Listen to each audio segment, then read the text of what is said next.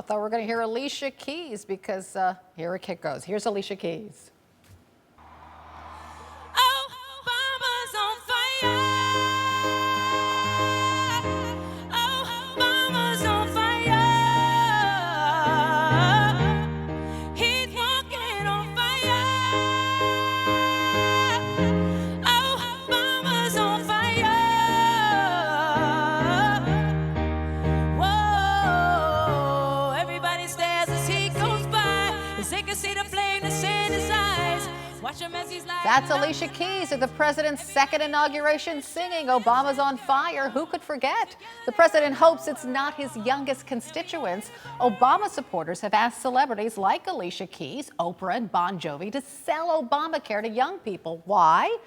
Because the White House needs 2.7 million young, healthy adults to buy health care to keep premium costs low for older Americans. If this doesn't happen, critics say Obamacare will go bust. Ann Philippic is a former Obama White House official and now oversees Enroll America, a nonpartisan group whose mission is to convince young people to buy insurance. Welcome, Ann. Hi, Carol. Thanks for having me. Thanks for being here. So basic question, how much would young people pay per month for health insurance under Obamacare? Well, Carol, I think the important thing to remember here is that whether it's young people or moms or family members across the country, too many folks are staying awake at night worrying that an accident or an illness may lead to bankruptcy.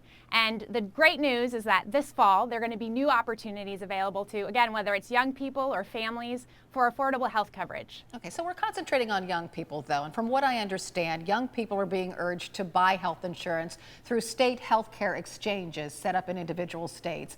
And there are 3 levels to the insurance. The cheapest level is $141 per month for young people. That's what they would pay for health insurance in general, right?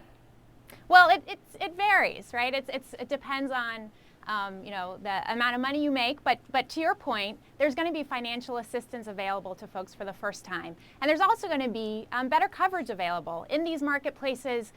There's going to the basic health care is going to be provided to folks. So I think it's important to remember, one, what's going to be available to folks, what's going to be included in these plans, and also the fact that financial assistance is going to be available to many. Right, but still, it's going to cost young people a certain amount of money every month for health insurance. The penalty if they don't do that in 2014 is $95 per year, or 1% of your income, which is of course less than what they would pay for insurance. So how do you convince young people who are healthy to buy insurance under this plan? Well, Carol, we've done some research on this, and first I'd say, in recent polls we found that 3 out of 4 young people actually believe that having health insurance is very important. The problem is that in the past they haven't been able to find care that is affordable or that meets their needs. And so it's not that people don't want this, it's that they haven't found something that works for them. So we know the interest is out there, and at Enroll America, with our Get Covered America campaign, we're focused on spreading the word and making sure that moms are talking to their adult sons and daughters to make sure they have the information they need to choose what's available to them. Yeah, and I understand, and I'm sure that many young people want health insurance, but it's going to be a tough sell. I want to bring in our intern, Meghann Ludemann.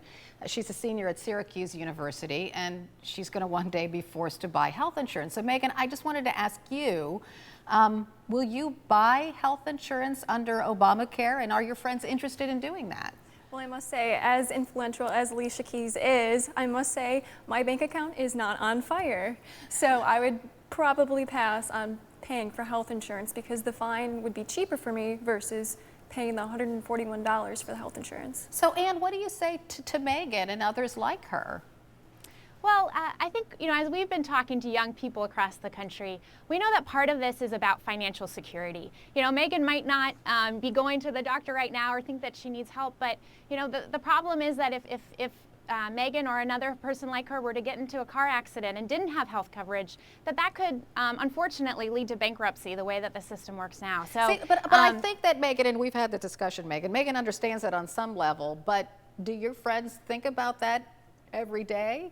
Definitely not. Most of my friends believe that they're invincible and nothing is really going to happen to them. It is kind of naive to think that, but at the same time, though, how can you predict those events? Especially since you don't have a high-paying job just yet, right? Yes. Right. Every penny counts. Yeah. And I don't want to beat you up or anything. I'm just illustrating to people what a hard sell this will be.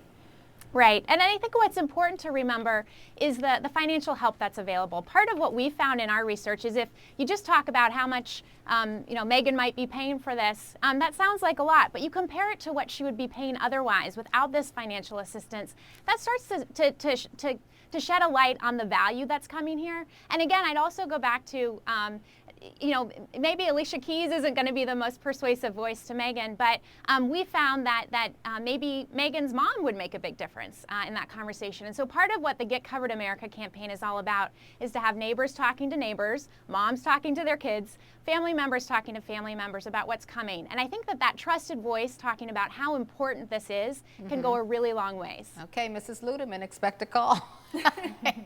And Philip in Washington, and Meghann, thank you so much for joining me this morning. I appreciate it.